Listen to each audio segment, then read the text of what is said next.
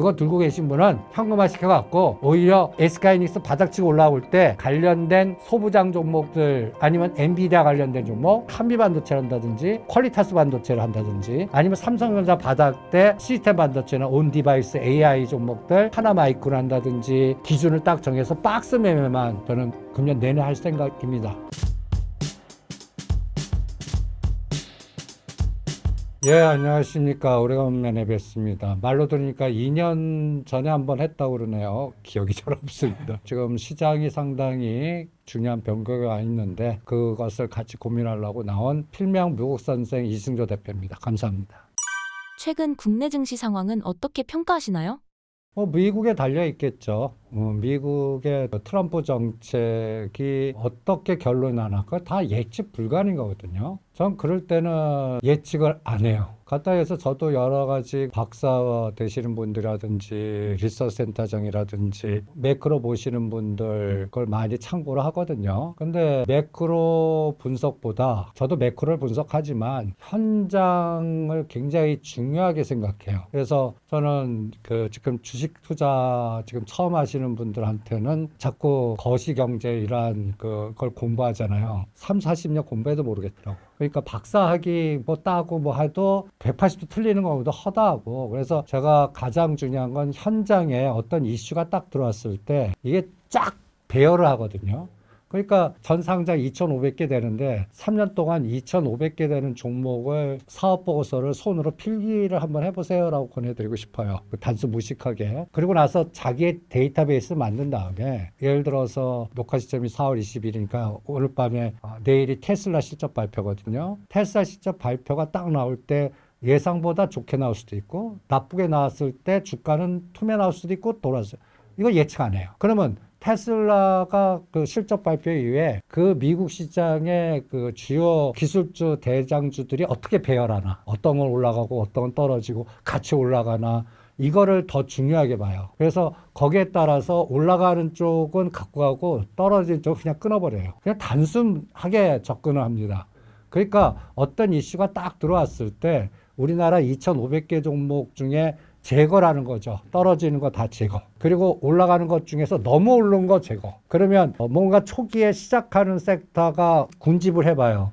그럼 어떤 특성이나 어떤 성격을 갖고 있나를 분석을 해봐요. 요새는 딱 하는 게 그냥 정치 테마주입니다. 그러니까 그러면 미국 시장이 오르든 떨어지든 우리는 대선까지 디커플링의 정책 테마주 이슈장만 될 거고, 그럼 질이 나쁘다는 얘기거든요.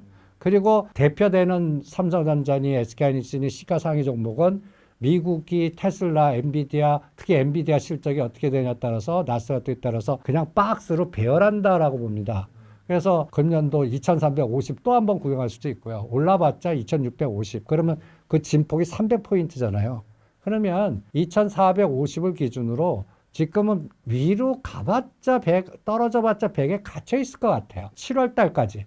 제가 7월 달까지 잡는 이유는 미국과 중국의 전면적인 싸움이 저는 7월 달에 충돌을 할 것 같아요. 그게 7월 달이 가장 중요한 이벤트로 생각하는 게 브릭스 정상회담이거든요. 그러면 내가 왜 개인적으로 파월 의장이나 연준의 금리 결정보다 브릭스 결정을 더 중요하게 봐요. 그거는 1년 전에 그 브릭스 정상회담에서 뭘 했냐면 달러 베이스를 제외한 다른 신통화에 대한 시스템을 만들자, 구축하자. 이게 이제 1년 전에 브릭스 정상들이 계획한 거고 그게 1년이 지났어요.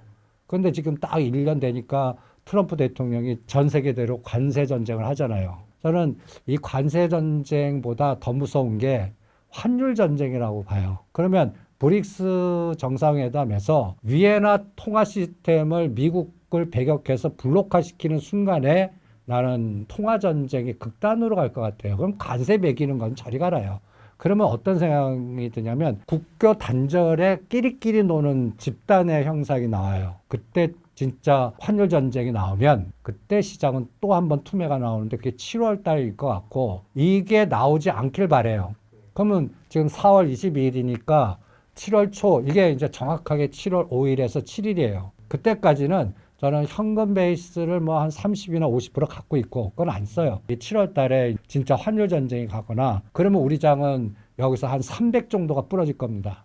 그러면 한 2100대를 볼 거고 나스닥은 12,000이나 14,000을 볼 거라고 보거든요. 이게 이제 환율 전쟁. 그러면 위에나 블록, 달러 베이스 블록. 그럼 우리 대한민국이 가장 치명타예요. 선택을 하라고 그러거든요. 그럴 때 이제 우리는 위에나로 들어가는 부분이 있고 달러 베이스로 들어가는 부분이 잘 가야 되는데 이게 다 단절이 되면 우리나라 수출 기업들이 선택하거나 치명타를 맞을 수 있을 것 같아서 이거를 저는 가장 중요한 포인트로 잡습니다. 그래서 3개월 동안은 우리 대선이 있으니까 전책 테마주들 중에 급등하고는 빼고 앞으로 다음 대권이 누가 잡을까? 그분들이 일단은 저는 철도, 그다음에 항만, 북구, 부산, 인천 해수부를 부산에 옮기겠다고 또 이재명 대표가 그랬으니까 난 그거 굉장히 중요하게 봐요. 북극 항로 이런 것들이 두 나라가 블록화되면 가장 중요한 게 물류가 될 거고 그렇게 되면 이제 부산항이 굉장히 위치가 중요할 것 같고 이거와 관련된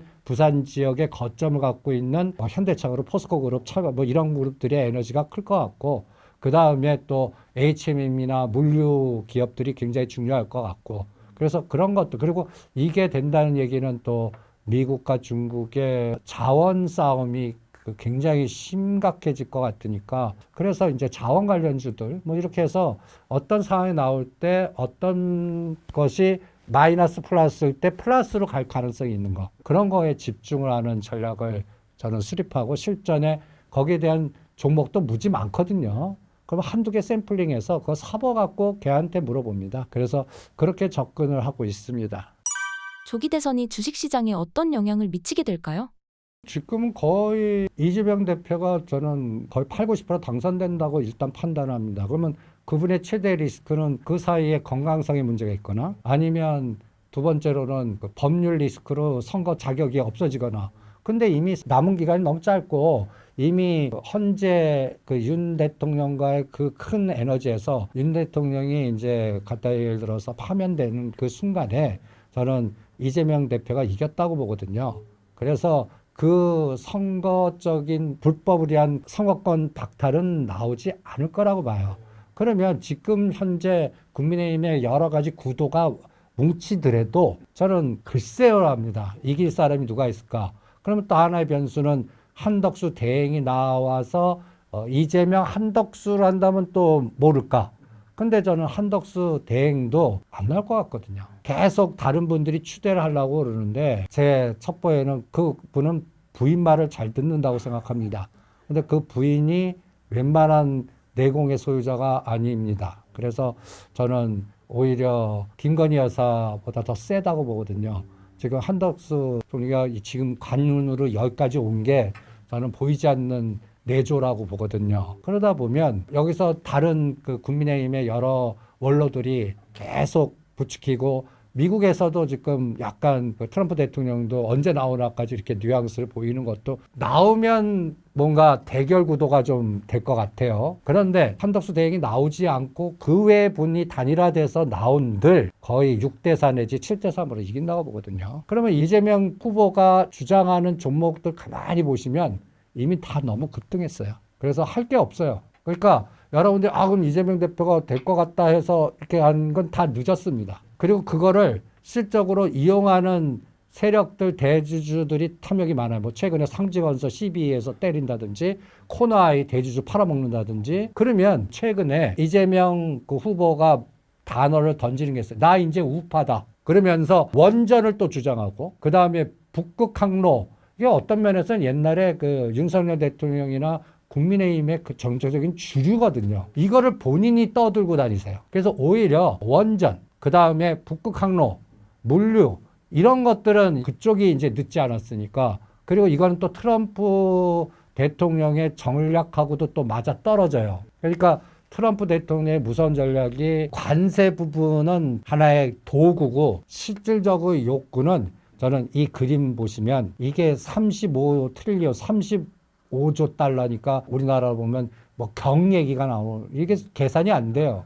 그런데 저는 이게 어떤 논리냐면 안 갚으실 논리예요. 뭐 미란 보고서도 있는데 결론은 안 갚겠다 논리 같아요. 배째라 논리 같거든요. 그럼 이거 배째라고 하면 말도 안 되거든요.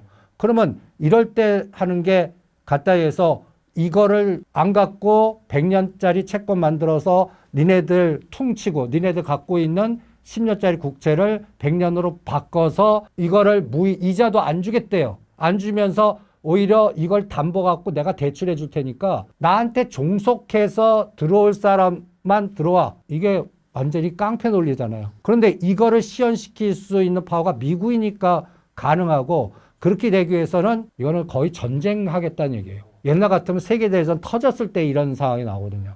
그런데 지금은 뭐 세계대전은 터지지 않을까, 국지전은 계속 나올 것 같고, 다음 위험한 게 저는 중동 지역일 것 같고, 남중국해라든지 동중국해 갈등 구조가 나올 것 같고, 그러면 이거 미국과 중국은 극단으로 갈 것 같거든요. 그래서 7월까지 이거에 따라서 교통정리가 나와야 될 것 같아요. 그래서 제가 이럴 때 또 현장주의로 10년짜리 전 세계 국채를 다 뿌려봤습니다. 그러니까 여기서 아이디어가 하나 나오거든요. 지금 10% 이상 되는 게 다 한번 보세요. 러시아 15%, 터키는 무려 30%, 그 다음에 나이지리아, 아프리카 19%, 우크라이나가 25%, 이건 3년 이상은 팔리지 않은 3년만. 그 다음에 이집트 21%, 남아공화국 11%, 브라질 14%, 파키스탄 12%. 약간 어떤 느낌이 드십니까? 전쟁을 하고 있거나, 아니면 아프리카거나, 아니면 이건 막 극단적으로 뭔가 좀 주변이라고 볼 수가 있거든요. 그런데 여기에 특징이 또 브릭스들이 많이 들어가 있고, 그 다음이 또 어떤 느낌이 드냐면 자원을 갖고 있는 나라들이 많아요. 그리고 요거보단 조금 내정한 게 인도네시아, 헝가리, 이게 또 동유럽이 여기에 있고, 그 다음에 인도가 무려 6%나 되고 있고, 그러면 대부분 미국과 관련돼서 비슷한 나라들 보시면 미국 우방들이 많아요. 영국, 이스라엘, 호주 다 비슷비슷해요. 4%. 그리고 오히려 옛날 그리스 유럽 위기에서 나를 쳤던 그리스가 3%대고요. 유럽이 다 3%대예요. 그러니까 프랑스, 포르투갈, 스페인, 카나다, 베트남 이런 게 3%대고 우리는 2%대입니다. 이걸 왜 얘기하냐면 갖다 예를 들어서 이 미국이 지금 4%대를 하고 있거든요. 이거를 금리 인하해서 무지 낮추게끔 차원 발행을 시킬 것 같아요. 강제적으로. 이거 자연으로 한다면 들을 나라 하나도 없어요. 그러니까 저는 유럽은 안 들을 거라고 봅니다. 그럼 유럽은 유럽대로의 블록이 될 거고, 그런데 여기서 우리나라나 일본이나 베트남이나 약간 이런 나라는 들을 수밖에 없을 것 같아요. 그럼 이 부분을 희생할 수 있는 부분이 반대급부를 받아오느냐 안 오느냐에 따라서 달라질 것 같아요. 그래서 지금 이투림과 우리 정부 협상단이 가지 않습니까? 여기서 어떻게 잘 매듭을 푸나.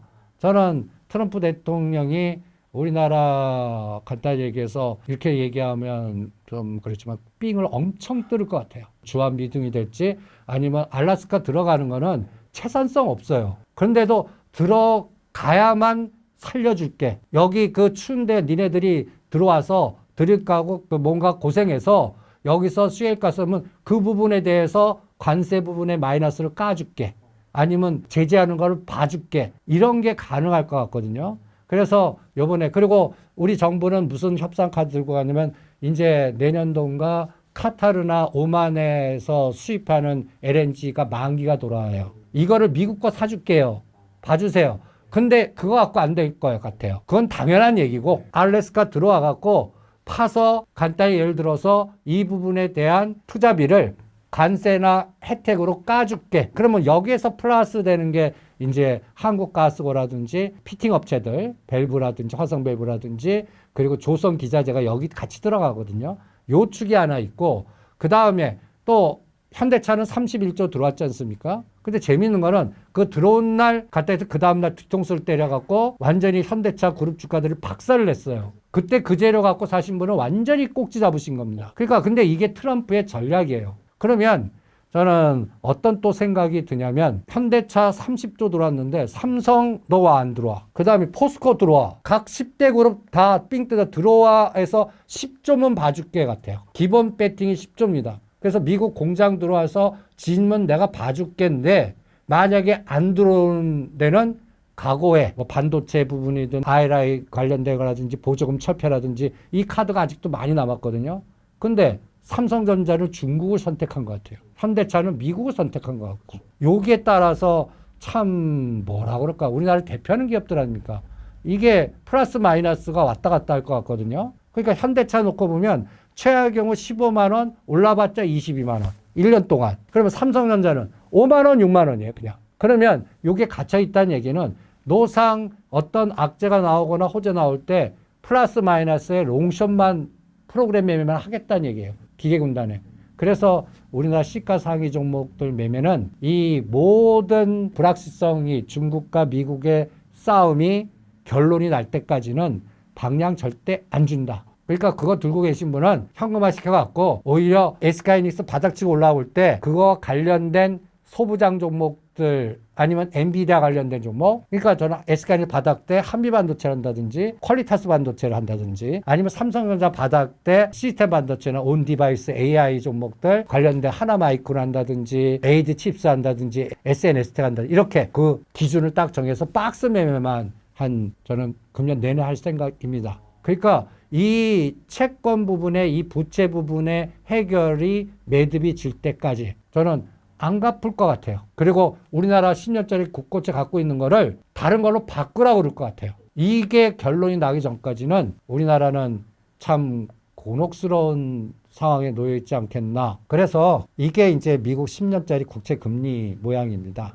저는 어떻게 보냐면 여기서 이번에 3.8 갔다가 여기서 그냥 왔다 갔다만 하다가 나중에 이제 차환 발행을 얘네들 목표가 3자 부근에서 이게 평균이 3이에요. 그러니까 여기서 강제로 무슨 프라자비 같이 뭔가 강제로 귀국시키는 그 리스크를 확인할 때까지는 저는 시가 상위 종목들은 못 간다. 그러면 우리는 어떻게 대응하냐? 그 틈새를 잠깐 치고 들어가야 될 것 같아요. 그래서 그 틈새가 원전, 그다음 미국에 진출해서 뭔가 플러스 알파를 줄 수 있는 전력 설비라든지, 그다음에 이제 아직은 이제 조선 기자는 아직 하지 말라고 그러거든요. 너무 급등해갖고. 그런데 한 7월 달에 미국과 중국의 싸움이 극단으로 가면 그때 또 남중국해나 동중국해에서 우리나라 군함과 미국 군함, 일본 군함이 한 팀, 중국에서 이게 싸운다는 얘기 아니라 대치하는 상황. 이런 게 나올 때 그때 조선이 다시 갈 것 같고, 그 상황 때 환율은 우리나라는 또 다시 환율이 급등할 것 같고, 우리나라 리스크는 또 극단화될 것 같고, 그러니까 환율도 이 채권과 같이 1,400원을 깨면 바닥, 다시 1,450원이나 1,500원도 다시 터치할 수 있고, 이게 금년 내내 왔다 갔다. 이게 매크로의 상황인데 이거를 예측을 할 수가 없어요. 말에 따라서 달라지니까. 그러니까 이때는 현금을 좀 확보했다가 오히려 1,470원에 1,500원 오면 시장이 급락했다는 얘기거든요. 그때를 사는 거고. 그 다음에 1,400개 갖고 야 이제부터 간다 그럴 때 오히려 현금화 시켜놓고, 그러면서 미국 트럼프 대통령이 장기적으로 2026년도 11월 달 중간 선거는 이겨야 될 것 같거든요. 그때 플러스 되는 쪽을 틈새로 노리는. 그러니까 저는 트럼프 대통령의 싱크 집단이 있다면 금년 10월이나 12월까지만 죽이지, 내년도가 11월 중간 선거거든요. 선거 전 6개월까지 계속 빠지면 돌리지 못해요. 그러니까 금년도만 강하게 들어가고 난리치고, 그 다음에 이 협상 테이블을 물리적으로 해결하는데도 빠르면 6개월에서 9개월 걸릴 것 같거든요. 그래서 그 협상 테이블이 어느 정도, 중국은 어떻게 할 것 같고, 그 다음에 유럽은 어떻게 교통 정리될 것 같고, 우리는 어떻게 될 것 같고, 동남아는 어떻게 될 것 같고, 이게 다 교통 정리되는데 6개월 걸릴 것 같아요. 그런데 5국이 먼저 들어가니까, 우리가 이제 금주에 들어가니까 여기서 나오는 거에 따라서 이게 양갈래길이 나올 것 같거든요. 그러면 뜯기는 데는 마이너스. 그래서 반도체는 마이너스로 봅니다. 그리고 조선도 단기적으로는 마이너스로 봅니다. 그리고 방산도 마이너스로 봐요. 그런데 테슬라와 연결된 거, 갖다 얘기해서 우주항공, 그 다음에 로봇, 원전, 전력설비도 이제 그 에너지 저장 장치, ESS, 이걸만 집중, 그래서 한중 SS라든지 삼성 전기라든지 이런 쪽 라인들이거든요. 그래서 이런 쪽만 딱 압축해서 상방 배팅을 하고 싶고, 반도체나 자동차나 시가 상위 종목들은 뭔가 환율 부분이나 10년째 국채 부분이나 아예 그로기 상태로 떠들어 맞았을 때 하겠습니다. 그럴 때 편하게 하겠고, 지금은 좀 아직도 바닥 확인이 안 됐고 애매한 상황 같아요. 그리고 요번에 4월 9일 한번 퉁 두들겨 맞았다 지금 올랐지 않습니까? 요거 다시 그 저점을 깰 건지, 중간 정도에서 지지할 건지가 두세 달 확인해야 될 것 같거든요. 그래서 한 7월 달까지는 우리나라장은 그냥 정책과 대선과 미국의 트럼프 대통령에 의해서 플러스 에너지가 주는 쪽, 그러니까 트럼프 트레이딩이라고 그럴까요? 트럼프 정책과 연결된 거, 그것만 압축해서 전략을 짜시는 게 어떻겠나 이렇게 진단해 드립니다.